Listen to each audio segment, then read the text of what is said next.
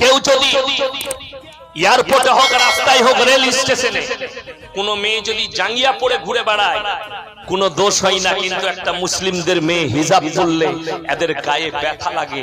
এই হারামখোররা এত বড় জঘন্য, আপনি তাদেরকে শিক্ষিত বলেন? কয়েক সপ্তাহ আগে দেখলাম কলকাতার টালিগঞ্জে ল কলেজ নাকি আছে, সেখানকার একজন হিজাব পরিহিতা একজন শিক্ষিকা তাকে হিজাবের জন্য বহিষ্কার করেছিল, চাপেতে আবার ফেরত নিয়েছে। আমি তার কর্তৃপক্ষকে বলবো, তুমি কি পা দেখতে ভালোবাসো? তুমি কি নারীদের জান দেখতে ভালোবাসো? তাহলে তোমার থেকে বড় জিনাখোর পৃথিবীতে কেউ নাই, তোমার থেকে বড় হারামখোর পৃথিবীতে কেউ নেই।